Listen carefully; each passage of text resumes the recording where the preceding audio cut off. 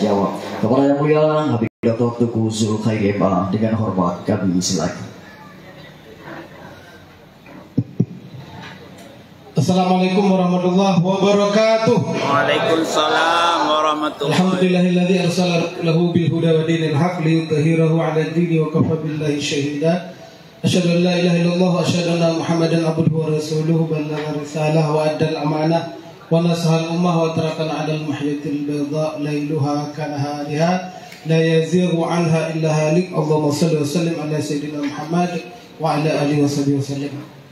Yang saya hormati semua orang tua saya di sini, dan juga seluruh narasumber, Abu Bakar dan Pak Andrea, dan juga dari Kapolsek Tanah Luas dan semua sudah hadir di sini yang sudah disebutkan tadi, dan juga kepada rekan-rekan seperjuangan dan juga guru saya di sebelah sana, Tuku Amarduna, seorang orator juga, subhanallah, hadir di sini pada malam yang berbahagia ini. Mudah-mudahan nanti juga bisa memberikan pandangan-pandangan. Dan saya juga ucapkan terima kasih banyak kepada Tuku Hafiz Al-Mansuri yang sudah bersedia mengundang saya pada malam yang mulia ini. Sebenarnya dari tadi pagi kita di Mahan Ali Babu Salam buat sidang perdana skripsi Mahasantri, promosi sedikit Pak. Jadi baru selesai menjelang maghrib, dan setelah selesai itu saya baru buatkan slide ini. Mungkin slide ini agak jelek sedikit ya, tidak modern, tapi saya kira tidak masalah. Yang penting apa yang ingin kita sampaikan bisa dibaca oleh para jamaah sekalian.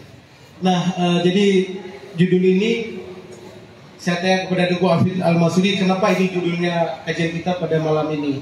Karena berdasarkan realitas persoalan-persoalan yang terjadi di lapangan, yang bahkan dewasa ini terus-menerus terjadi, kenakalan remaja dan juga kenakalan orang tua. Jadi silakan di next. Oke, ini kita bisa lihat sejumlah fenomena kenakalan remaja yang ini ada kaitannya dengan kenakalan orang tua seperti disebutkan sama Mbak Andrea tadi. Jadi ini sebuah jejaring yang tidak bisa dipisahkan, bahwa bagaimanapun keadaan anak muda kita, remaja kita saat ini adalah cerminan dari wajah kita orang tua. Jadi kalau kita ingin memperbaiki generasi muda kita di masa yang akan datang, maka kita harus melihat diri kita sendiri pada malam yang berbahagia ini. Kita akan melihat dulu sejumlah fenomena kenakalan remaja di Aceh. Ini ada berita di Detik Sumut, 13 remaja bersenjata tajam di Lok Semawe ditangkap usai bacok ABG. Kalau nggak salah saya yang tangkap Bang Abu Bakar, ya luar biasa ya. Jadi mungkin kita bisa tepuk tangan dulu Bang Abu Bakar. Saya pantau di grup WA tidak lama setelah kedapatan ada anak-anak muda yang atau remaja-remaja yang begal. Jadi beliau langsung turun ke lapangan, subhanallah. Cepat sekali proses penindakannya ya. Dan ini kita pahami bahwa insya Allah orang Aceh tidak akan pernah membiarkan kenakalan remaja ini terus berlanjut. Dan seperti kasus seperti ini, sepertinya ini baru di Aceh. Begal-begal ini dulu kita dengar mungkin di Medan, Jakarta atau di kota-kota besar lainnya. Tapi ketika ini terjadi di Aceh, apalagi di Lok Semawe, tempat di mana dulu Islam bermula di Asia Tenggara, di Samudra Pasai, ini adalah fenomena yang membuat kita jadi bertanya-tanya, kenapa tiba-tiba anak muda kita seperti ini? Apa persoalan yang kita hadapi sehingga kok tiba-tiba remaja kita jadi demikian kacau? 13 remaja bersenjata tajam. Ini kalau nggak salah saya, ini jarang dulu kita dengar ya. Kalau paling-paling ada dulu senjata tajam masa-masa konflik. Tapi setelah itu belum pernah kita dengar. Nah, jadi tapi ini sudah terjadi. Dan kalau kita terlambat, bisa jadi nanti akan terjadi di Tanah Luas, di mata kuliah atau tempat-tempat yang lain. Kalau kita terlambat mendeteksi problem awal kenapa ini bisa muncul. Nah, yang pertama begal, yang kedua silakan. Yang kedua sabu-sabu. 5 remaja Aceh diamankan polisi syariat diduga konsumsi sabu-sabu di lokasi wisata. Dan barusan terbaru saya juga dengar dari Bang Abu Bangka juga ditangkap lagi anak muda di mana Bang? Di Jomblang. Dan sudah ketemu lagi ada remaja yang pakai sabu-sabu. Jadi ini problem kita, begal, sabu-sabu.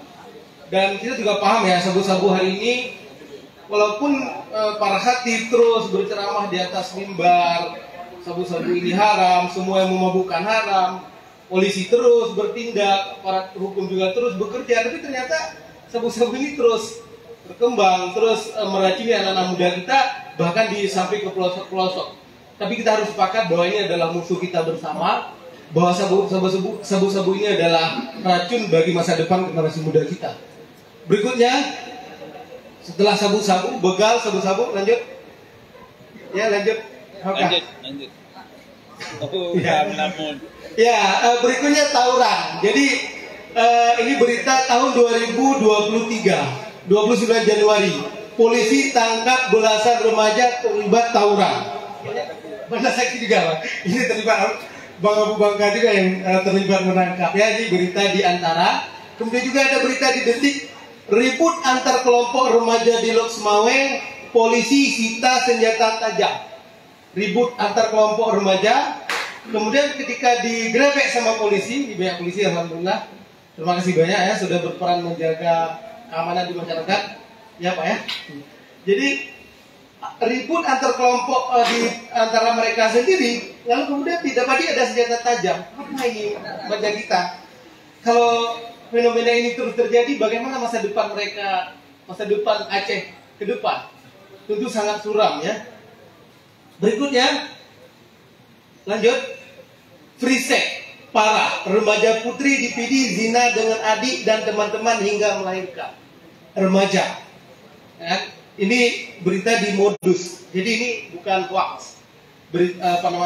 Kasus-kasus yang ada beritanya. Jadi sudah kita browsing, sudah kita lacak, memang benar ada kejadian. Sampai remaja putri zina dengan adiknya. Nauzubillah min dzalik. Jadi ini peris ketika kita mendengar. Tapi ini adalah fenomena yang hari ini kita saksikan, kita baca dan kita dengar bahwa ini sudah terjadi. Dan ini bukan satu-satunya kejadian. Kalau kita baca, kita browsing berita, banyak sekali kasus-kasus yang kasus-kasus free sex yang melibatkan para remaja. Jadi pertanyaan sekarang adalah, ini adalah sebuah kenakalan, dan kenapa persoalan ini bisa muncul? Siapa yang salah dan apa yang harus kita lakukan seperti harapan dari Ketua Huda tadi, mana Teguh? Ya, saya kira mungkin ini kita coba carikan solusi malam ini ya, dan Teguh juga bisa memberikan pandangan nanti ya, bukan hanya kita di depan. Saya yakin Teguh juga ada solusi. Ini sejumlah fakta-fakta yang kita temukan di lapangan. Ada begal, ada free sex, ada sabu-sabu, dan ada juga tawuran. Jadi ini fakta-fakta di lapangan. Baik, lanjut. Nah, ada beberapa yang saya baca di sejumlah jurnal, di buku psikologi, ada beberapa sebab sehingga terjadinya kenakalan remaja. Jadi kita coba lihat dulu awal problem sehingga ini muncul kenapa. Kalau menurut para pakar pendidikan dan para pakar psikolog, ada kalanya kenakalan ini muncul karena keturunan. Apa karena keturunan? Bisa jadi karena faktor warisan yang dimiliki. Mungkin juga disebabkan karena antara lain keturunan keluarga yang buruk, lemah pikiran, sakit saraf. Ya kemudian penyakit ini diturunkan kepada anak-anak. Jadi ada kasus yang mungkin dari orang tuanya yang sedikit bermasalah, lalu kemudian anaknya jadi bermasalah juga. Nah, kalau kita di masyarakat melihat ada keluarga seperti itu, maka masyarakat harus terlibat. Berarti ini jadi problem yang harus kita selesaikan. Kalau ada keluarga semacam itu di tengah-tengah kita, di tengah-tengah masyarakat, maka sama dengan ini persoalan kita bersama yang harus sama-sama kita antisipasi. Ya, kalau misalnya orang tuanya dia tidak peduli pada anaknya, juga agak sedikit gangguan jiwa, peluang kenakalan remaja dari rumah tersebut itu sangat besar. Karena kata para psikolog, faktor keturunan ini jadi faktor yang pertama penyebab munculnya kenakalan remaja. Yang kedua, kejiwaan. Nah, kejiwaan ini disebabkan karena tantangan dan hambatan-hambatan yang dihadapi oleh para remaja yang membatasi geraknya. Di kadang-kadang kita mendengar ada anak muda yang mengatakan hancur Ci. Kemarin saya buat tulisan bukan kemarin ya, beberapa bulan yang lalu, judul tulisan generasi muda Darussalam diambang kehancuran. Itu judul tulisan yang saya buat. Itu karena saya masuk ke satu warung kopi yang lain dan melihat banyak sekali anak-anak muda kita yang ketika azan berkumandang mereka masih sibuk main game. Mungkin ini para ayah yang ada anak-anaknya kuliah mungkin di Banda Aceh di Lok Semakwe. Saya sampaikan bahwa ini adalah salah satu persoalan yang umumnya diderita oleh anak-anak kita di sana yang kuliah di Banda, di Lok Semakwe, dan di mana saja. Jadi ketika azan berkumandang mereka masih sibuk main game. Dan ketika kita ajak untuk sholat, jadi kadang-kadang tahu dan main game seperti dibilang tadi itu banyak sekali bahasa-bahasa yang bahasa-bahasa kebun binatang. Kalau kata Dong Jim kemarin mungkin bahasa Planet Animals. Jadi bahasa binatang. Kalau misalnya ternyata dia main game-game yang memang game keras. Kayak kenapa kemarin Majelis Permusyawaratan Ulama mengeluarkan fatwa haramnya game PUBG itu karena dari game itu bisa mengeluarkan karakter keras, membentuk karakter keras bagi anak-anak muda kita. Jadi dia main game ternyata ketika main game ini dia bilang anjing. Si yang bilang ini dibilang ke kawannya anjing, di kawannya bilang ke dia babi. Jadi satu anjing, satu babi, padahal dua-duanya anak manusia. Mungkin orang kampung kita juga kan. Nah, jadi ibu sekalian, jadi kenapa ini terjadi? Barangkali mereka menghadapi masalah-masalah. Ya, kenapa mereka mungkin nggak ada jajan, masalah-masalah beratnya tugas-tugas kuliah atau tekanan-tekanan hidup yang lain yang membuat jiwa mereka itu tertekan. Nah, jadi ini bisa menyebabkan terjadinya kenakalan. Oke, kita lihat berikutnya lingkungan. Kondisi sosial di daerah anak tinggal dapat menentukan tingkat kenakalan tuna. Ini faktor ketiga yang bisa menyebabkan terjadinya kenakalan adalah lingkungan. Kalau misalnya di lingkungan itu banyak anak-anak yang sabu, itu besar kemungkinan anak kita juga akan ikut ke sana. Kan? Kalau misalnya di lingkungan itu banyak anak-anak yang kuat demunak, nanti ada minyo akan demunak sih. Kalau di lingkungan itu anak-anaknya dia nggak suka sholat, jarang sholat dan sebagainya, mungkin ketika ada anak yang lain dia juga akan ikut. Nah, oleh sebab itu di sini peran serta masyarakat mewujudkan lingkungan yang islami, lingkungan yang mendukung pendidikan anak itu adalah sebuah keniscayaan. Jadi ini 3 faktor. Lanjut sedikit lagi. Nah, kemudian bagaimana ciri-ciri lingkungan masyarakat yang bisa menyebabkan terjadinya kenakalan remaja? Kiban ciri-ciri masyarakat yang dari masyarakat itu bisa melahirkan anak-anak yang nakal. Yang pertama, kurangnya pendidikan masyarakat. Jadi kalau masyarakat itu misalnya di sana jarang ada pengajian, jarang ada majelis taklim, jadi masyarakat hidup sendirinya, nggak ada yang peduli. Jadi di masyarakat itu nanti sama dengan masyarakat itu masyarakat yang kurang pendidikan, yang di sana nanti pasti masyarakat itu nggak akan kurang kepeduliannya kepada anak-anak. Jadi kalau pertanyaan dari Tengku Ketua udah tadi apa harus kita lakukan, mungkin dari dalam konteks ini mau tidak mau ya pengajian kepada orang tua yang harus lebih dimaksimalkan, ya mungkin dari ada orang tua nanti kita bisa sampaikan pesan-pesan agar betul-betul menjalankan fungsinya sebagai orang tua, ku anfusakum wa ahlikum nara. Kemudian minimnya pelaksanaan ajaran agama secara konsekuen. Nah, ini minimnya pelaksanaan ajaran Islam, jarang ke masjid, jarang ke menasah. Orang tuanya ini juga bisa menyebabkan seorang orang tua akan abai terhadap anak-anaknya. Jadi kalau misalnya di masyarakat kita bisa melihat ada ayah yang diajarkan ke masjid, ada yang jarang berinteraksi dengan kegiatan keislaman, ini harus kita deteksi sebagai problem, potensi problem. Walaupun bukan problem, tapi potensi problem yang mungkin akan terjadi. Jadi kalau seorang ayah dia nggak peduli dengan ajaran agama, pasti nanti anaknya juga akan seperti itu. Kemudian yang berikutnya pengaruh budaya asing yang tidak terfilter dengan baik. Ya, budaya asing seperti yang hari ini kita saksikan ya tentu sangat mudah sekali mencuci otak generasi muda kita dengan perkembangan teknologi melalui berbagai platform media sosial yang sangat cepat sekali. Nah, oleh sebab itu dalam hal ini kegiatan-kegiatan yang memfilterisasi terhadap budaya asing ini yang perlu kita terus perkenalkan kepada masyarakat kita dengan cara kita perkenalkan budaya kita sendiri. Kalau hari ini melalui berbagai platform media sosial budaya asing terus hadir mencuci otak generasi muda kita, maka sebagai upaya perlawanan yang bisa kita lakukan adalah kita harus terus memperkenalkan kebudayaan kita, tradisi kita, adat kita kepada mereka. Kemudian juga ya pengaruh iptek, tayangan film televisi, makanya itu sedikit juga informasi. Kebetulan saya sekarang juga bekerja sebagai komisioner di Komisi Penyiaran yang kita mengawasi isi siaran televisi dan radio. Kalau ada isi siaran televisi dan radio yang dianggap keluar dari rambu-rambu keislaman, keluar dari rambu-rambu kearifan lokal masyarakat Aceh, itu bisa direkam dan bisa dilaporkan karena semuanya ada aturan. Nggak boleh ada isi siaran TV dan radio yang dia bertentangan dengan kearifan lokal, bertentangan dengan nilai-nilai agama yang dianut oleh suatu masyarakat. Jadi mungkin ini juga sebagai informasi, bisa direkam dan bisa dikirim sama saya. Bisa kalau perlu maafin nanti saya kirim. Jadi mungkin ini hal-hal yang bisa kita lakukan sebagai wujud partisipasi kita mengawasi isi siaran ya. Melahirkan siswa-siswi yang nakal. Yang pertama, keadaan ekonomi guru yang masih memprihatinkan ditambah dengan kualitas mutu guru yang kurang bagus. Jadi kalau ada sekolah yang kurang dapat perhatian, jadi itu akan berefek pada guru juga jadi kurang perhatian kepada siswa. Itu mungkin jadi masalah juga. Mungkin ini Pak bisa disampaikan kepada Pak Bupati nanti, Pak untuk Kepala Inspektorat. Jadi semua sekolah di Aceh harus maju, semua guru harus betul-betul diperhatikan, sehingga mereka betul-betul bisa memperhatikan para anak didik. Oke, ya? Saran aja Pak ya. Oke. Jadi keadaan ekonomi, kemudian fasilitas pendidikan yang masih minim sehingga penyaluran bakat dan keinginan siswa menjadi terhalang. Ini juga bisa menyebabkan terjadinya kenakalan remaja.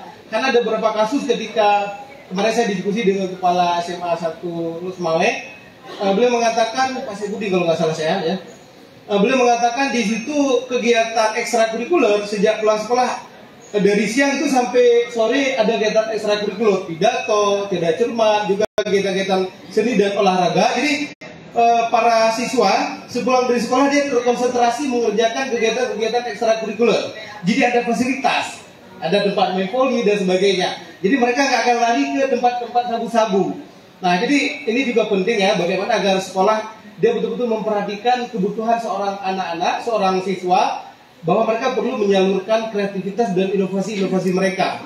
Jadi sekolah itu dia tidak hanya menjadi lembaga yang transfer of knowledge, transfer ilmu pengetahuan, tapi juga bagaimana memperhatikan kebutuhan peserta didik, kebutuhan kreativitas mereka.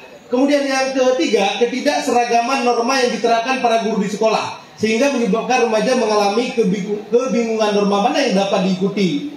Kemudian juga termasuk jumlah guru yang masih kurang. Jadi kadang-kadang di sekolah ini guru ini mengajarkan seperti ini, guru ini guru yang lain mengajarkan seperti yang lain. Jadi tidak ada sebuah nilai-nilai standar yang bisa membuat mereka jelas bahwa ini boleh, ini nggak boleh. Ini juga bisa menyebabkan terjadinya kenakalan remaja. Jadi misalnya guru ini mengatakan nggak boleh merokok pada siswa misalnya. Kemudian guru yang lain, ayo kita merokok misalnya, kan? Jadi ini jadi bingung si siswa. Jadi perlu ada nilai-nilai standar. Lanjut. Kemudian ada juga faktor keluarga. Dari keluarga juga bisa menyebabkan terjadinya kenakalan remaja. Sebab utama timbulnya kenakalan remaja adalah rumah tangga yang berantakan, kemudian membuat anak-anak merasa tidak aman, lalu mengalami gangguan kejiwaan tinggal di rumah bersama orang tua. Jadi ini salah satu penyebab utama terjadinya kenakalan remaja dari rumah, yaitu terjadinya broken home, rumah tangga yang rusak. Kalau terjadi kerusakan di rumah tangga, maka sebenarnya ini tidak boleh dibebankan kepada anak-anak, orang tua dan seorang ayah dan ibu. Kalau dia bertengkar, seharusnya tidak boleh bertengkar di depan anak-anak sebenarnya secara aturan. Dan kalaupun ada masalah, pokoknya anak-anak harus diselamatkan. Kenapa? Karena memang mereka pelanjut ya, tongkat estafetnya ayah, si ibu. Jadi kalau misalnya di sebuah rumah terjadi broken home, tidak bagus hubungan antara si ayah dan si ibu, bagaimanapun caranya anak-anak nggak boleh dikorbankan. Dan ketika kemudian ini terjadi di tengah-tengah masyarakat, maka sebenarnya bagaimana masyarakat mendeteksi persoalan ini, oh ini ada rumah ini dia broken home, bagaimana anak-anak ini diselamatkan. Dan masyarakat harus ikut serta bagaimana agar generasi muda ini, anak-anak di keluarga ini bisa diselamatkan, anak-anak dari keluarga yang broken home. Jangan dibiarkan. Kalau hari ini kita membiarkan, oh dia sudah ribut, ayah dan ibu sudah ribut, jadi si anak ini terserahlah mau dia mau kemana. Kalau masyarakat berpikir seperti itu, nanti dia akan jadi masalah bagi masyarakat. Sikit lagi, ya solusi, ya apa solusi yang saya tawarkan di sini? Yang pertama, menambah jam pelajaran agama di sekolah, karena sampai hari ini tidak ada yang bisa membantah bahwa nilai-nilai moral Islam itu adalah jawaban paling utama untuk menyelesaikan berbagai persoalan yang melilit kehidupan manusia, termasuk persoalan kenakalan remaja ini. Jadi solusi apa lagi yang bisa kita tawarkan selain kembali kepada ajaran Islam? Karena ketika anak-anak muda kita betul-betul dibekali dengan wawasan Islam, kita antarkan ke pesantren, ke lembaga pendidikan lain yang dia di sana betul-betul dia bisa diajarkan wawasan Islam yang memadai, itu akan menjadi modal bagi dia. Kenapa? Karena dengan ajaran Islam ini akan membimbing mereka, mengarahkan mereka yang mana jalan yang baik dan mana jalan yang buruk. Jadi mau tidak mau kita harus berpikir bagaimana agar setiap anak-anak kita itu betul-betul dapat diisi dengan wawasan agama yang memadai. Apa yang menjadi fardu in, fardu kifayah, jadi harus betul-betul kita tuntaskan. Ya kan? Makanya alhamdulillah ya di tempat kita di TPA itu sore pasti ada pembelajaran agama yang sangat kuat. Cuma hanya saja kita sayangkan bahwa mohon maaf, ini bukan kritik sebenarnya tapi sebuah otokritik bahwa kita hari ini mengalami permasalahan di mana jam pelajaran agama di sekolah-sekolah agak sedikit minim. Saya lacak buat riset, ternyata ada sekolah yang mungkin hanya 2 jam per minggu mengajari pelajaran agama untuk anak-anak kita, 2 jam per minggu. Jadi bagaimana